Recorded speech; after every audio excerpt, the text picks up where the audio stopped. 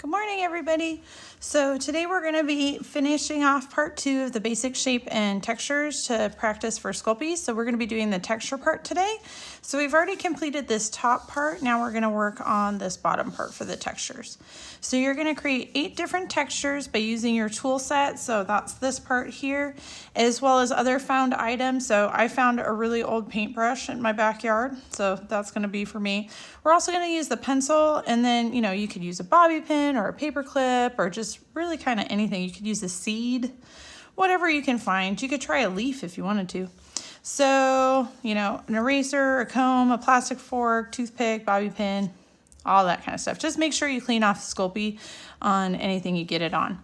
So make sure each texture is unique and clearly defined. I want to be able to see what the texture is when you photograph it later. So to create the textures, you're going to gently press the items into the clay repeatedly at different angles until you get a mark you like, and then repeat that mark over and over for the rest of the clay in that little square. The clay should be about an 1/8 inch to a 1/4 inch thick. And remember, once this page has been completed, then make sure you save that clay because you can still reuse it, okay? So to start off with, like I said, we're going to be filling in those textures. You don't have to make it exactly square. It just has to be something similar to that. So I'm going to start by just kind of making something that's kind of slightly flatter already, and I'm just going to use my pencil. Now, if you happen to have them and you want to use like a couple of popsicle sticks on either side, so it's just like you're rolling out a slab, you could, but that's definitely not required. This isn't an exact science for this one, and it's not food safe or anything, so we don't have to worry about firing or explosions or any of that kind of stuff. But it does tend to go a little bit quicker when you can use the popsicle sticks. So I've created my first little square. So as I said, it can be a little bit larger, it could be a little bit smaller. I could cut this one in half, use it for 2. It's kind of up to you.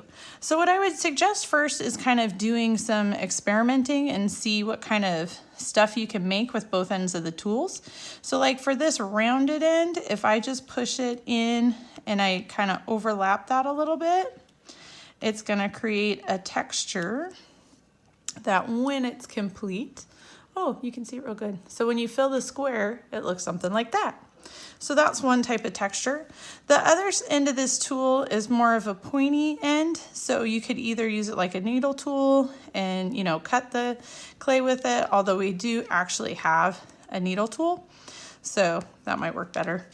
But what you could do with this side, if you want to hold it really kind of flat, then you could do a layering like this, make a little row, and then if you remember the half drop, so making your second row halfway in between the first one, you could repeat this all the way through, and repeating like that is going to end up with something like this. And how close or far apart you make those will kind of make a difference. So that's the one I did with this tool. I got 2 designs out of that one. The next one I'm going to try is this one right here. It's got kind of like a little circly end, almost like the pen cap, and then it's got the needle tool right there. So for this end, you could do a couple different things, try it out, see what you like. So you could kind of go at an angle like that and try to make fish scales like this and do the half drop again. Or if you want to go straight down and wobble it, you could do something more like that, and that one would look like this if you got the whole thing covered. Another thing you could do with this end, if you lay it kind of flat, you can make a really nice clean line and make stripes using that. So if I went all the way across on that one, it would look like this. Another thing, back to actually this tool right here, another thing that you could do is if you want to do dots with the pointy end, just make sure if you're doing dots, there's a difference between making it look like something like this, where you look like you did it on purpose and you're very carefully placing the dots, and where you're just kind of like randomly stabbing it. Random stabbing doesn't look good. So if you want to do the dot pattern like this one, make sure it kind of looks like a pattern. Like this one kind of looks like a swirl. So that's what that one would look like. Let's see. So I'm gonna roll mine flat again. I'm gonna use my pencil and my little popsicle sticks. And like I said, you can do this without the popsicle sticks. You don't have to have the popsicle sticks. This part isn't an exact science. This one's more of just kind of see how it goes. Here. There we go. Okay, so now I'm going to move on to the next tool, which is this one here. There's a couple different ways you could use it. You could use this end so it kind of slopes a little bit. And I would hold it this way. And again, I can do kind of a fish scale looking thing. And this one, actually, since it's got like that line that runs up from where the plastic joins together, if I repeat this one and do the half drop again, this one actually looks more like feathers to me because it's got that center line going all the way through. So if you do that one, if you do it farther away, it's going to look like this one here. And if you do them closer together, then it could be more like dragon scales or really close together feathers. But that's what that one would look like filled.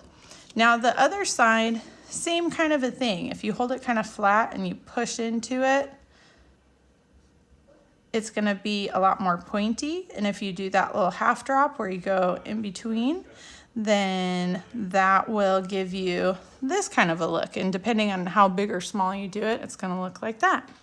Now the last one that I'm going to show you is the one that I did with my little paintbrush here. So this was my found object. I could poke at the ends and that would give one kind of effect. And if I do it neatly like I did with the, circles, or with the pokey one, with this one, I could make it look a certain way. The other thing is if I use this end, I can actually add a texture as well. It's a little bit more of a fine texture.